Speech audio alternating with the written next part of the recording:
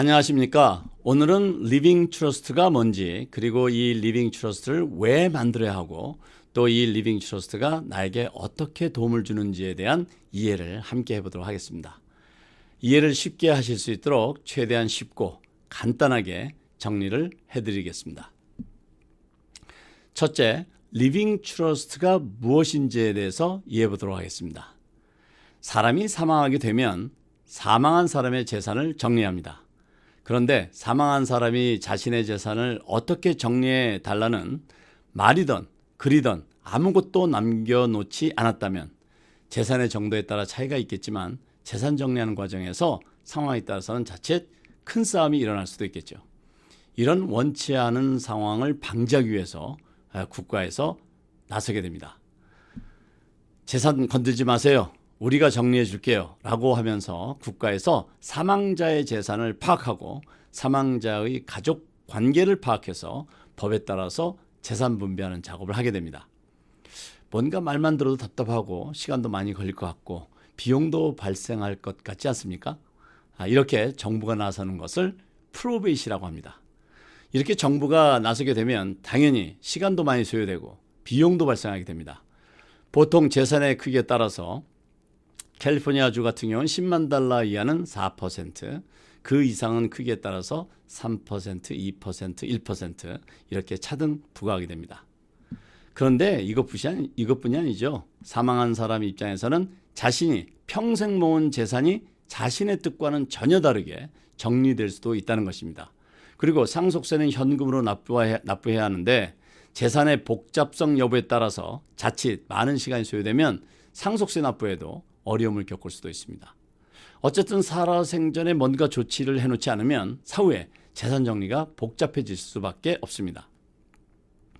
이런 것을 피하고 내가 세상을 떠난 다음에 내가 평생 일궈온 재산을 이렇게 저렇게 정리해달라는 나의 뜻을 담아놓는 것을 리빙 트러스트라고 합니다. 그러니까 사망자가 살아생전의 재산에 대한 정리를 본인의 뜻에 따라서 법에서 요구하는 방법으로 잘 정리해 두었기 때문에 정부에서 나설 필요가 없다는 것입니다. 상속자들 간의 다툼도 일어나지 않을 것이고 재산도 사망한 사람이 생전에 원하는 대로 잘 분배될 테니까요. 그렇다면 리빙 트러스트에는 어떤 것을 넣어야 할까요? 이 리빙 트러스트에는 내가 가지고 있는 재산을 모두 넣어야겠죠. 어떤 것이 있을 수 있을까요? 우선 내가 살고 있는 집, 그 외 부동산, 비즈니스, 은행 계좌, 주식 계좌, 보석은 물론이고 내가 기르고 있는 애완동물을 내가 세상을 떠나게 되면 이렇게 저렇게 관리해 달라는 것도 넣을 수 있습니다. 정리해보면 내가 세상을 떠나기 전에 미리 내 재산을 정리하는 방법을 준비해 두는 것이 리빙 트러스트라 이렇게 생각하시면 되겠습니다. 두 번째는 이렇게 셋업한 리빙 트러스트는 어떻게 작동하는가입니다. 우선 용어를 이해하셔야 하는데요. 트러스트를 셋업하는 사람을 그랜터라고 합니다. 그러니까 리빙 트러스트를 만든 본인이 되겠죠.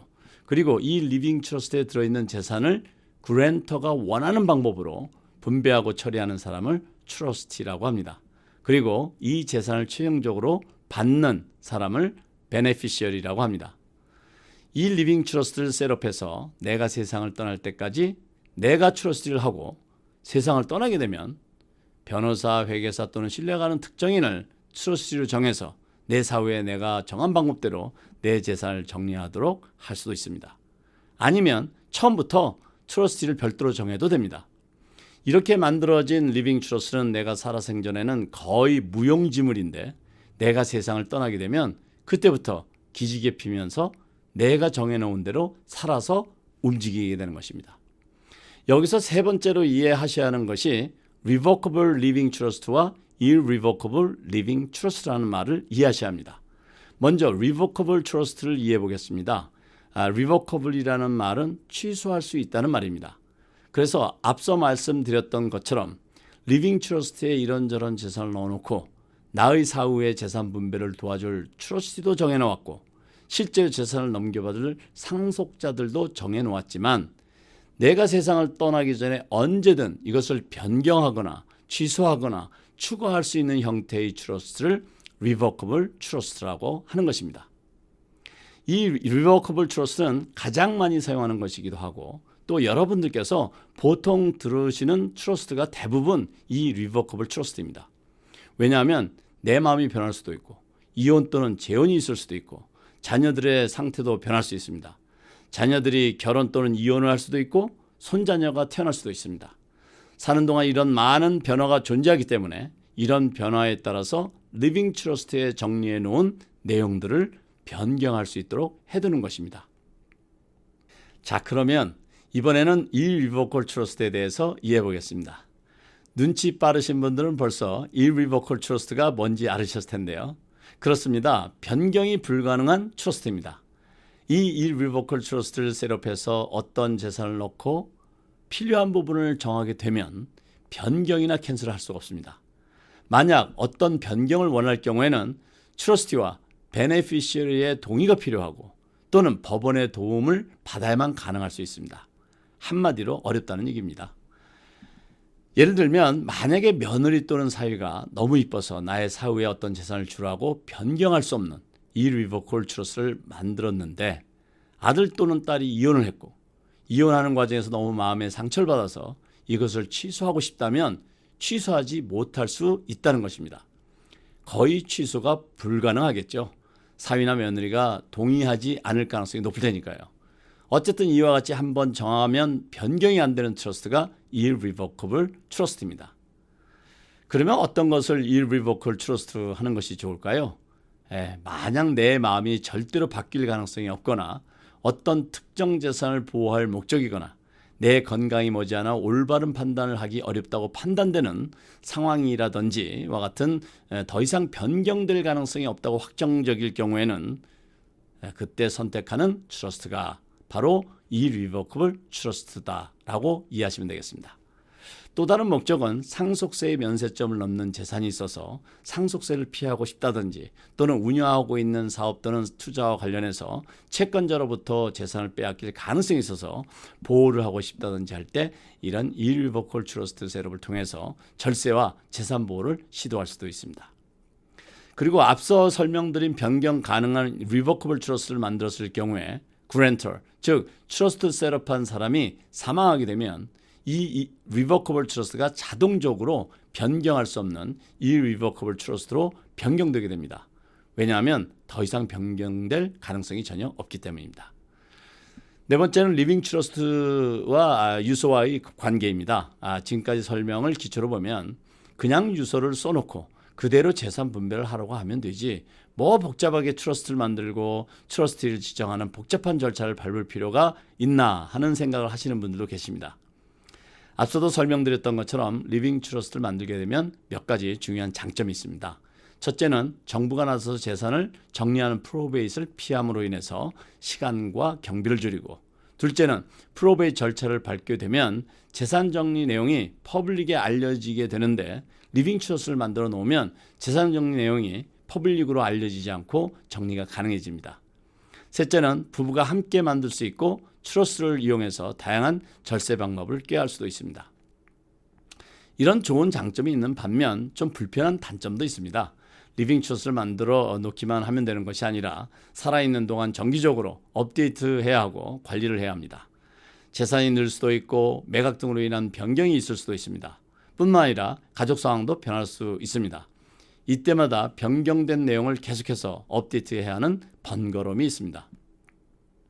어쨌든 이 리빙 트러스트를 만들었어도 will, 즉 유서는 필요합니다. 왜냐하면 앞서 말씀드렸던 것처럼 리빙 트러스트를 셋업하면 정기적으로 재산의 변동을 업데이트해야 하는데 만약에 갑자기 세상을 떠나게 되어 미처 리빙 트러스트에 넣지 못한 재산이 있다면 이 재산은 프로베이트 절차를 밟아야 합니다. 이런 불편함을 덜기 위해서 보통 리빙 트러스트를 셋업하게 되면 pour over will이라고 하는 유서를 작성합니다. 이것을 만들어 놓게 되면 만약에 내 재산이 리빙 트러스트에 들어있지 않았다 하더라도 프로베이트 절차에 들어가지 않고 유산 상속자에게 트러스트에 들어있는 재산과 함께 분배될 수 있기 때문입니다. 그렇다면 다섯 번째로 누가 이 리빙 트러스트가 필요할지를 함께 생각해 보겠습니다. 리빙 트러스트를 셋업하는 목적은 다양합니다. 프로베이트를 피하기 위해서, 내가 살아 생전에 나의 사후의 재산 정리를 잘 해놓기 위해서, 유산 상속세를 비롯한 절세를 위해서, 재산을 보호하기 위해서 등 다양한 목적이 있습니다. 이런 목적에 따라 리빙 트러스트의 셋업 여부를 결정해야 할 것입니다. 그런데 종종 결정이 애매한 상황에 처해져 있는 분들은 리빙 트러스트를 만들어야 하는지 여부를 결정하기가 쉽지 않을 수 있습니다. 이런 분들을 위해서 약간의 팁을 드린다면, 먼저 한번 나이를 기초로 해서 생각해 보겠습니다. 만약에 내가 아직 젊고 이사도 갈 계획이 있고 큰 재산이 있는 것도 아니라면 리빙 트러스트를 셋업할 경우에 너무 오랜 시간 동안 계속해서 업데이트해야 하고, 주택융자를 비롯한 각종 융자 신청에도 많은 불편을 겪게 됩니다. 이렇게 경제활동이 활발한 젊은 사람들의 경우는 상대적으로 리빙 트러스트가 도움을 주는 것이 아니라 오히려 불편을 줄 수도 있다는 것입니다. 그러나 나이가 은퇴 나이가 되었고 적지 않은 재산을 가지고 있고 더 이상 경제활동을 활발히 할 계획이 없다면 리빙 트러스트를 만드는 것은 바람직하다고 생각됩니다. 재산의 크기로 생각한다면 워싱턴주는 프로베이시 없습니다. 그렇지만 캘리포니아의 경우는 $15만 이상, 오클라호마 같은 주는 $2만 이상이면 프로베이스를 하도록 규정하고 있습니다. 따라서 본인이 거주하는 주의 규정이 어떻게 되어 있는지를 이해해 두는 것이 좋겠습니다.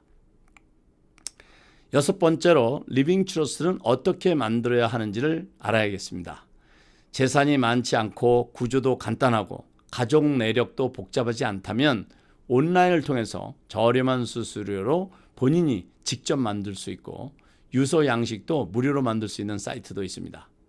그러나 만약에 내가 가지고 있는 재산의 구조가 복잡하고 규모가 클 경우에는 당연히 유산상속 전문 변호사의 도움을 받으셔야 합니다. 뿐만 아니라 가족의 구성이나 내력이 복잡할 경우에도 유산상속 전문 변호사의 도움을 받아서 리빙 트러스트를 만드셔야 할 것입니다. 저의 경험으로 보면 리빙 트러스트를 셋업해 놓고 수년 동안, 아니 심지어는 10년 넘게 전혀 손을 대지 않고 있는 경우를 보게 되는데요.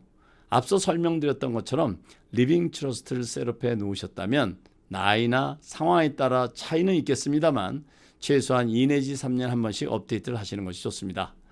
간혹 리빙 트러스트를 셋업한 후 몇 년 뒤에 다른 변호사를 통해서 검토하면 잘못 만들어져서 다시 만들어야 한다는 의견을 듣고 황당해했다는 분들을 접하게 됩니다. 앞서 말씀드렸던 것처럼 리빙 트러스트는 간단할 경우 온라인을 통해서 본인이 직접 만들 수도 있지만 재산의 규모가 있을 경우에는 정말 오직 유산상속법만 전문으로 하는 변호사의 도움을 받을 것을 권장드립니다. 여러분의 이해를 돕기 위해서 우리가 살고 있는 주택을 예를 들어 설명드리겠습니다. 우리가 일반적으로 일상생활에 꼭 필요한 방 한두 개, 화장실, 그리고 부엌 정도가 필요한 집을 지을 경우에는 사실 큰 돈 들이지 않고 이미 만들어진 조립식 집을 선택해도 큰 무리가 없을 것입니다. 조립식이 아니고 그냥 짓는다고 해도 복잡하지 않을 것입니다. 그러나 가족의 수가 많고 집의 구조를 다양하게 만들고 조경도 필요하고 여러 가지 시설도 마련하려고 한다면 유능한 건축가와 설계와 공사 경험이 풍부한 전문가의 도움을 받아야 원하는 모양의 집을 만들 수 있을 것입니다. 리빙 트러스트도 이와 같다고 생각하시면 됩니다. 리빙 트러스트는 집입니다. 그 안에 무엇을 넣고 방은 몇 개를 만들지는 개인의 사정과 입장 그리고 자금의 능력에 따라 달라집니다. 리빙 트러스트도 가족의 구조와 관계 그리고 재산의 종류와 크기, 심지어는 시민권자냐 아니냐에 따라 리빙 트러스트 안에 다양한 작은 트러스트를 또 만들어야 합니다. 즉 리빙 트러스트 안에 또 다른 트러스트를 만드는 것은 마치 집안에 방을 만드는 것과 같다고 이해하시면 되겠습니다. 이렇게 되면 마치 집에 안방, 아이들 방, 놀이방, 서재, 게스트방을 만들어 목적에 따라 사용하는 것처럼 리빙 트러스트 안에도 목적에 따라서 A 트러스트, B 트러스트, Q팁, Q닷, 아일릿 등 다양한 명칭의 트러스트를 만들게 됩니다. 그래서 재산의 구조가 다양하고 복잡하고 그 크기가 크다면 리빙 트러스트를 만드는데 더 전문성이 요구가 되기 때문에 유산상속 전문으로 하는 유능한 변호사를 선임해서 도움을 받아야 하는 것을 꼭 기억해 두시기 바랍니다. 특히 이 리빙 트러스트는 내가 세상을 떠난 뒤 활동하기 때문에 본인이 제대로 되었는지를 확인하는 것이 불가능하기 때문에 전문가의 의존도가 특히 높은 것이라는 점 간과해서는 안 되겠습니다. 끝으로 이렇게 리빙 트러스트를 만들 때 변호사 말고 중간에서 중요한 역할을 하시는 분들이 있습니다. 바로 Financial Advisor들입니다. 간혹 이렇게 재정 전문 상담가들을 속칭 보험쟁이, 즉 생명보험이나 팔려고 한다라고 폄하하시는 분들이 계십니다. 물론 간혹 전문성이 결여된 분들도 있기는 합니다만 대부분의 Financial Advisor들은 성실하고 교육이 잘 되어 있는 분들이 많이 있습니다. 이분들은 여러분이 필요한 상속 계획을 세우는데 중간에서 변호사나 회계사가 도와드리지 않는 별도의 재정 계획을 도와주는 역할을 합니다. 변호사나 회계사처럼 상담 수수료나 어떤 업무에 대한 수수료를 부과하는 대신에 여러분들이 필요한 상품을 소개해드리고 필요한 서류 작성 등의 업무를 처리해주고 이런 업무에 대한 적절한 커미션을 받는 방법으로 경제활동하는 전문가들입니다. 파이낸셜 어드바이저를 잘 만나시면 여러분의 재정 계획에 많은 도움이 됨을 간과해서는 안 되겠습니다. 오늘은 리빙 트러스트에 대해서 함께 이해해 보았습니다. 트러스트와 관련되어서 여러 가지 어려운 용어들이 있습니다. 또 깊숙이 들어가면 매우 복잡합니다.